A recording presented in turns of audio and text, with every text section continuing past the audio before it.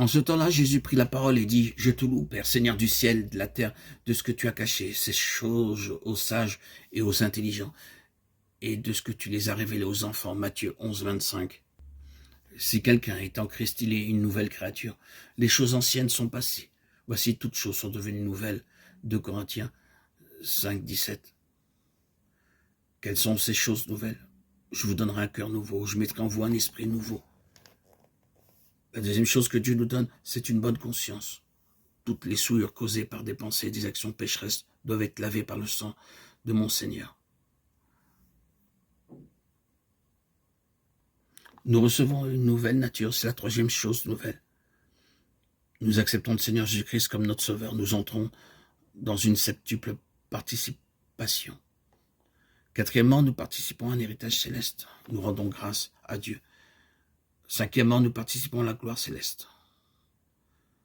Sixièmement, nous sommes participants du Seigneur lui-même, participants de tout ce qu'il a, car nous sommes devenus participants de Christ pourvu que nous retenions fermement jusqu'à la fin l'assurance que nous avions au commencement, Hébreux 3, 14. Et septièmement, nous devenons participants de la nature divine. Nous entrons dans cette septuple participation spirituelle en acceptant Christ.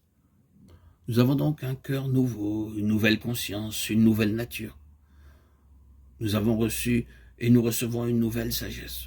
Or, c'est par lui que vous êtes en Jésus-Christ, qui par la volonté de Dieu a été fait pour nous sagesse, justice, sanctification et rédemption. 1 Corinthiens 1, 30. Nous recevons une sagesse céleste pour comprendre les mystères célestes. Les choses célestes ne peuvent être connues que par une sagesse céleste. Mais l'homme naturel ne reçoit pas les choses de l'Esprit de Dieu, car elles sont une folie pour lui, et il ne peut les connaître parce que c'est spirituellement qu'on en juge. 1 Corinthiens 2, 14. Nous avons un nouveau cantique dans notre bouche. Il m'a retiré de la fosse de destruction, du fond de la boue, et il a dressé mes pieds sur le roc, il a affermi mes pas. Il a mis dans ma bouche un cantique nouveau, une louange à notre Dieu. Beaucoup l'ont vu et ont eu de la crainte, et ils sont confiés en l'Éternel. Psaume 40, 3, 4. Dieu a-t-il placé un cantique nouveau dans votre bouche, vous permettant de le louer en toutes circonstances? La chose nouvelle aussi est une nouvelle beauté, une beauté qui ne vient pas de ce que nous portons, des vêtements mondains. L'Écriture dit, « Il m'a revêtu des vêtements du salut, il m'a couvert du manteau de la délivrance, et ceux-ci deviennent de plus en plus resplendissants.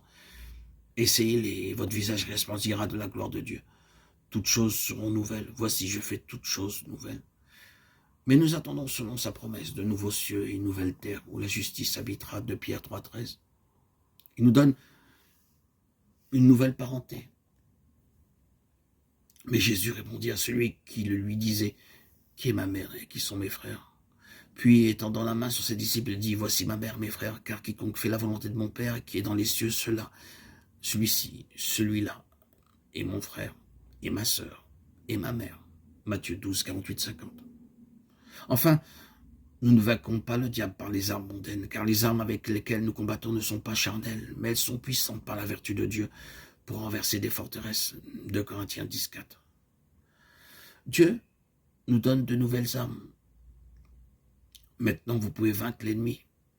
Dans Ésaïe 54, 17, nous lisons « Toute arme forgée contre toi sera sans effet, et toute langue qui s'élèvera en justice contre toi, tu la condamneras. » Tel est l'héritage des serviteurs de l'Éternel, tel est le salut qui leur viendra de moi, dit l'Éternel. Dans Romains 12, nous voyons les armes de notre guerre. Mais si ton ennemi a faim, donne-lui à manger. S'il a soif, donne-lui à boire. Car en agissant ainsi, tu amasseras des charbons ardents sur sa tête. Romains 12, 20. Ne vous laissez pas vaincre par le mal, mais triomphez du mal par le bien. Les nouvelles armes de notre guerre sont l'amour, la bonté, la sympathie, la prière, la tolérance et la patience. En recherchant et en faisant la volonté de Dieu et en honorant la parole de Dieu, nous vaincrons l'ennemi. Lisez la parole de Dieu et invoquez-le. Si vous désirez qu'il vous pardonne, vous transforme et fasse de vous une personne nouvelle.